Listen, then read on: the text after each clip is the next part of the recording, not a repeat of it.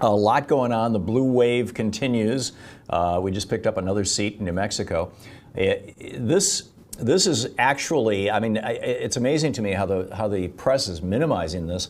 This Democratic victory is as substantial as anything that we've seen in the last couple of decades. I mean, it's right in that zone. The fact that we didn't take the Senate is, I mean, we took 4 governorships. We took, a significant majority in the House where, where the numbers are still being sorted out. And I wanted to share with you an idea for a frame for all this, to understand what's going on. And I'd love to hear your thoughts on this. There's a piece over on the Guardian by Rebecca Solnit. And it's titled, "The American Civil War Didn't End and Trump is a Confederate President." And you read that and you go, oh, what, really? But, think about this. The Confederacy was founded on the idea of white male supremacy. I mean, overtly, explicitly, the law at that time did not allow women access to anything.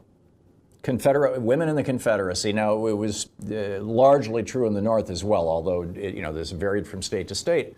But women were not allowed to own property. They couldn't make a will. If their husband died, they lost control of their children, including who took them, how they were raised, what religion.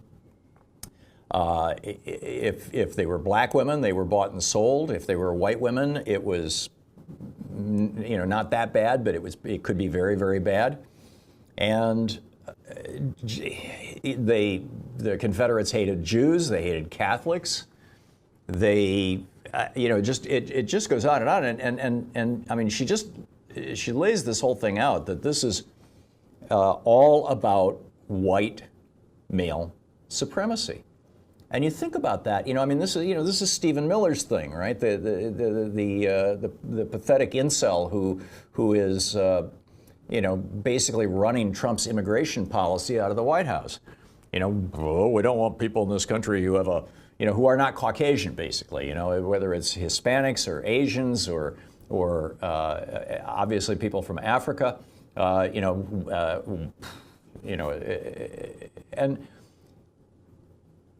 And it seems to me that this meme is actually solid.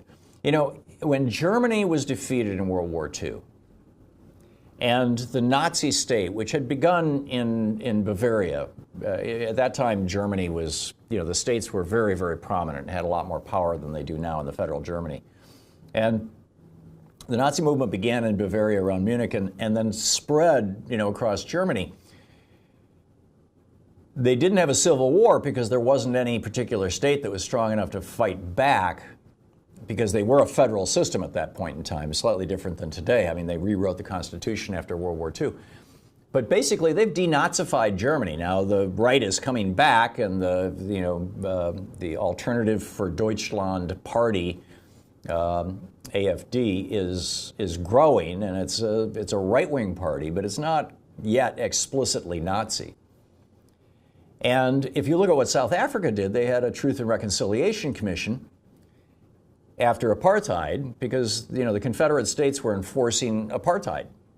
There's no other way to describe it. They had a Truth and Reconciliation Commission, and they said, okay, that's it, no more apartheid, it's done. Whereas here in the United States, after the Civil War, after the white male supremacy of the South was defeated in battle, as soon as Lincoln was assassinated and Andrew Johnson became president, well, that was the beginning of the end of Reconstruction. I mean, it took about a decade, but that was it. And now we've got statues to Confederate generals all over the country. We've got streets named after Robert E. Lee everywhere. I mean, you've got Stanley McChrystal, General McChrystal, just wrote a really compelling op-ed recently about how he had taken down he had this picture of Robert E. Lee hanging, I don't recall if it was his home or his office, and he took it down and said, there's no place for this. There's just no place for it. So, you know, she makes the point in the article, if you're white, the Civil War ended in 1865, but if you're black, it really never ended.